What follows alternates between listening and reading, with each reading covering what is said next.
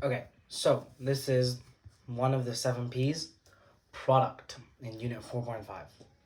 Now, product is basically any good or service that satisfies the needs of your wants and needs of your customers, okay? It's literally in its name, it's the product, what you're selling to either businesses or consumers.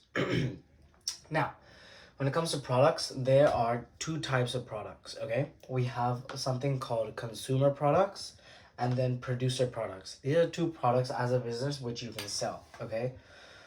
Let's get into it. Consumer products are products that are purchased by private individuals for personal consumption. So this is your stuff as a retailer where you aim to sell to your individuals. So let's say I am Diesel, okay? I open up a Diesel store. In the store, when I'm selling to other customers, that poses my shirts, my Diesel t-shirts as a consumer product, okay? Because these are for private consumption of a personal consumer which has it to wear it by itself.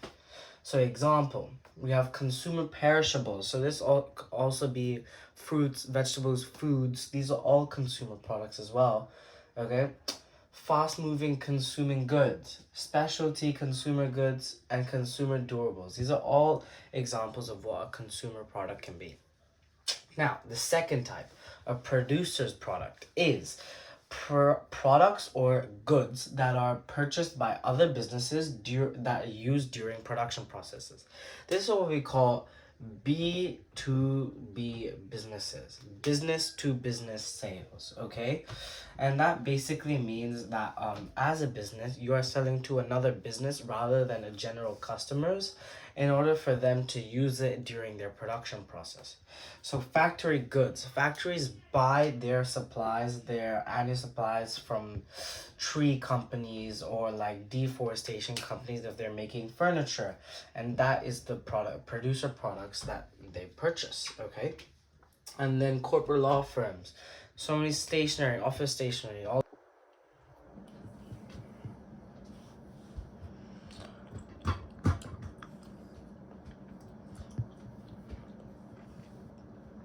uh,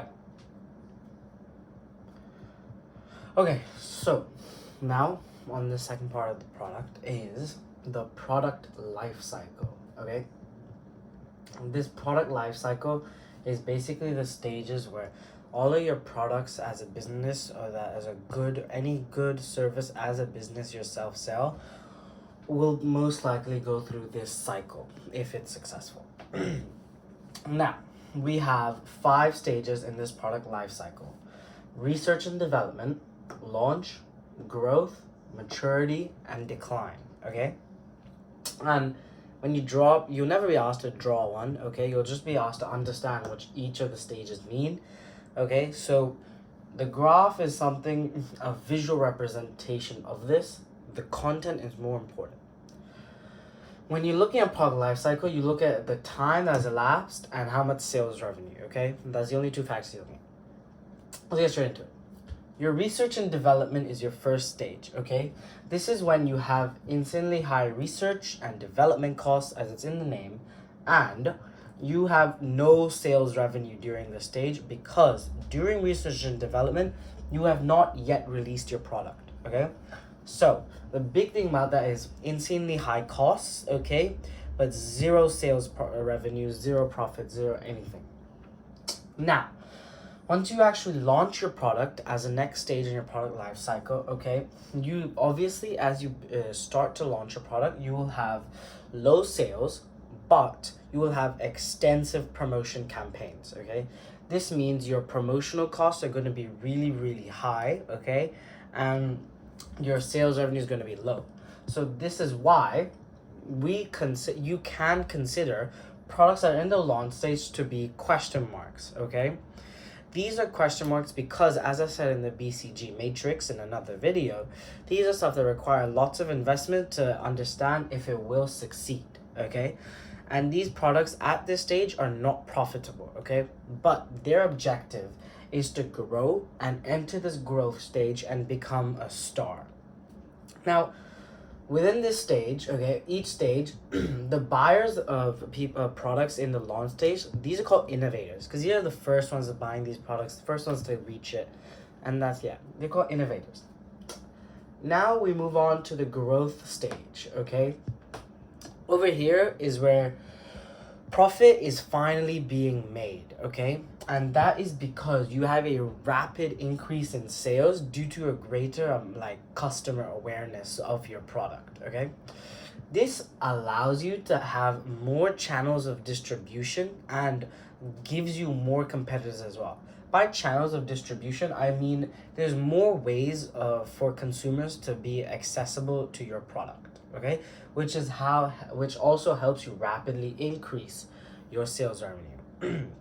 In this stage, profit is finally being made, okay? So you're becoming profitable, and at this stage, you are considered to be like a star, like you're moving up to be a star. Now, buyers in this stage are known as what we call early adopters because it's still not fully saturated within the market yet. It's still growing, it's still growing, and there's still risk to it. So these are early adopters. Now, in the maturity stage, okay, this is when your sales peak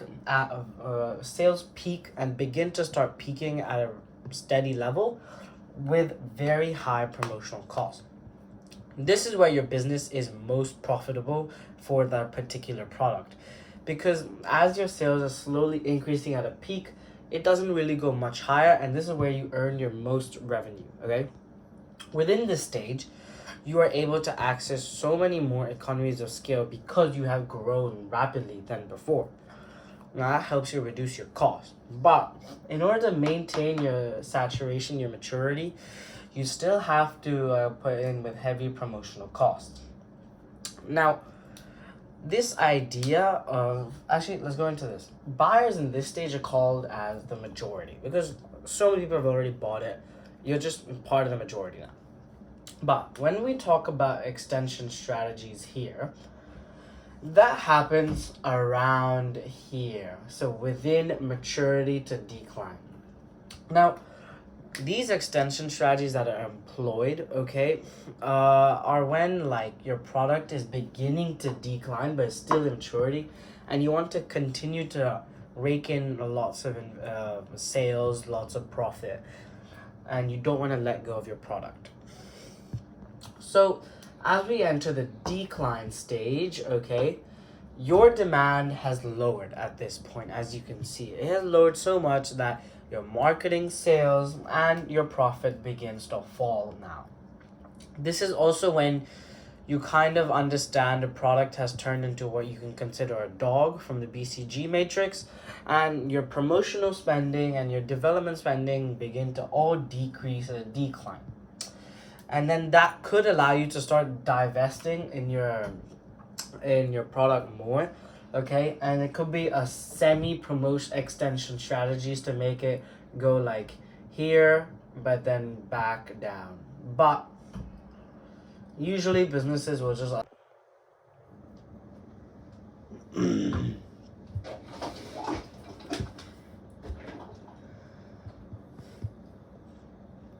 okay, so for the last part of product, okay, there is a second product life cycle, and this is for products we call fad products, okay? These are products that just get insanely large amounts of hype and customer awareness for a short period of time and then begin to die out. So these products, they follow some life cycle like this. During R&D, zero sales, obviously. During their launch, they go crazy up, okay? And then they go down, and then from then on them. So they're only successful during the launch for that short period of time, and then they're kind of forgotten about. Now, a good example of this are movie tickets. Let's think about this. When the newest Avengers Endgame came out, okay, during its launch, it hit crazy amount of sales up here. But then after a month or 2 months where everyone have already watched it, sales begin to decrease to the point where people have forgotten about it. and now it's just super low. Okay, that is a great example of what a fad product is, and this is just basically what a fad product life cycle looks like.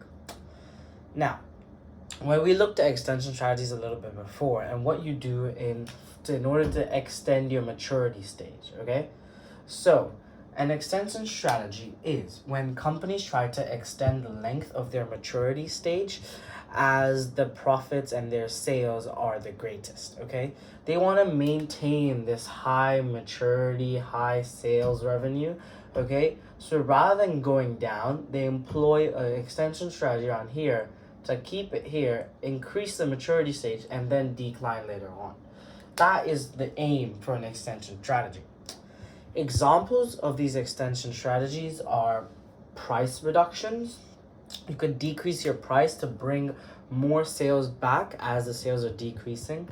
Redesigning your product, redesigning your packaging. All of these could increase customer awareness again, shift perceptions, and then get more sales.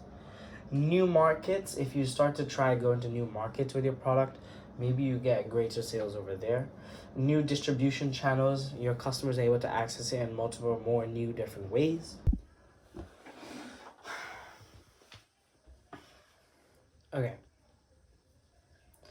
Okay, now on the next part of 4.5 we have branding. Okay. Now, a brand is the name or the trademark that distinguishes a business from its competitors, from other people. Now, this is usually an intangible. This is what you call an intangible asset.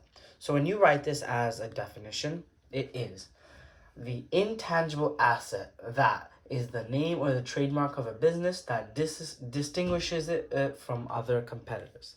That is the literal definition. This is a simplified. Now, and examples of your brand is maybe you have a sign, you have a symbol, a logo, you have a specific font, color scheme, design. These are all parts of your brand. Everything that develops and works together to make your brand. So, when it comes to a brand, there's a thing called brand awareness, okay? This is the extent to which your potential customers, your potential consumers, or the general public are able to recognize your brand, okay? So it's how recognizable is your brand? If I drew this, okay?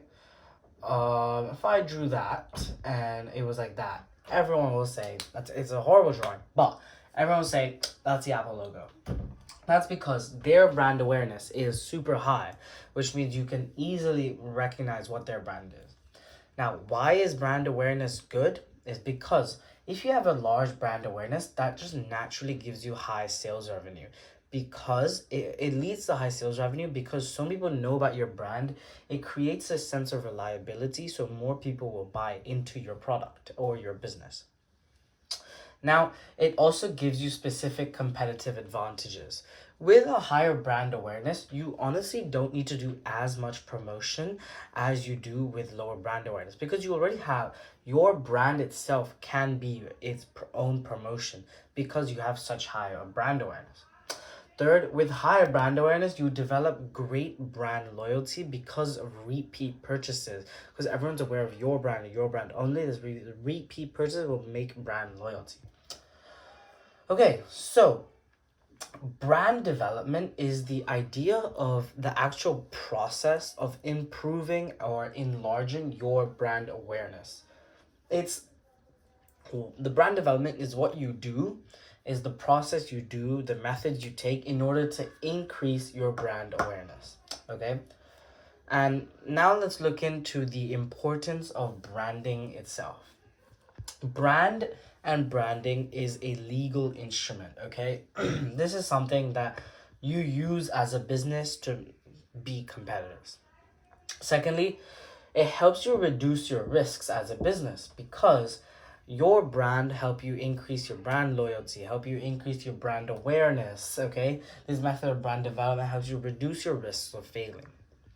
Now, also, your branding is your literal image, okay? So successful branding enhances your images to such extent where your brand could look great, your brand could have great promotion, great perception by customers.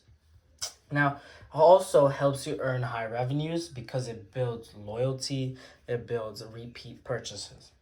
And then this branding, okay, high brand awareness can allow you to charge premium prices. Look at Apple. Apple is able to charge such high prices because they have such a high brand awareness and such a top quality brand, which they have developed in order to allow them to charge premium prices. And then you also develop this recognition of your brand and loyalty of your brand to ensure sales. And finally, it also helps you distribution benefits, because more retailers would want to use them as distribution channels, your products, because you have.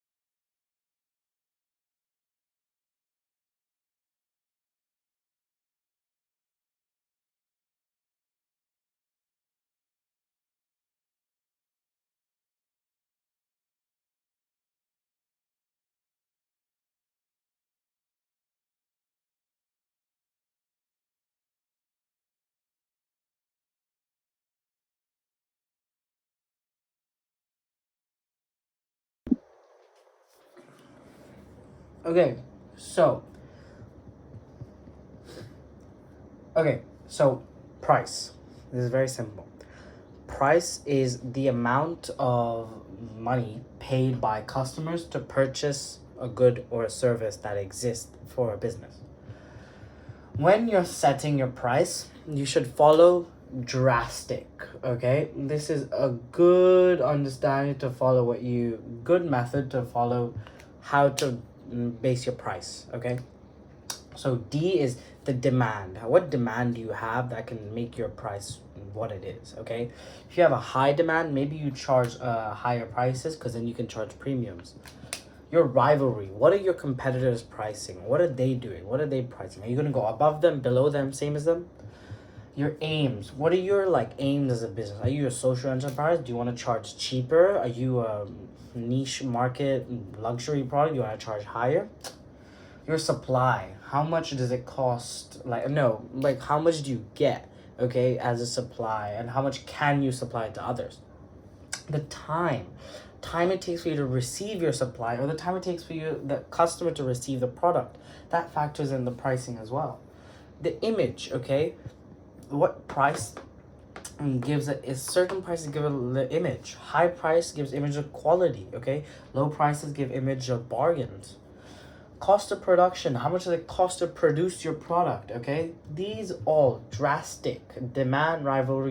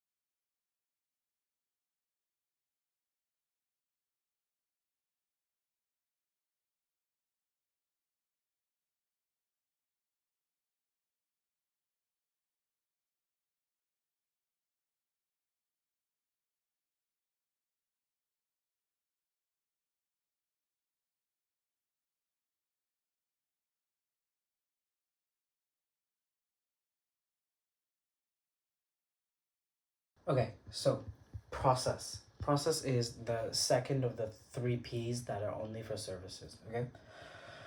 Process is a simple one, okay?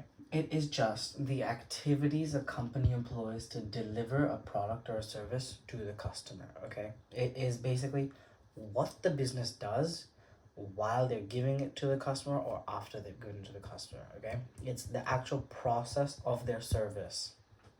So the examples of processes are the payment methods that businesses employ, the waiting time that customers have to receive, the customer care that the customers receive, the after sales care that the customers receive, and then the delivery processes in the way customers receive their services or products. Okay, 1, 2, 3, 4, 5.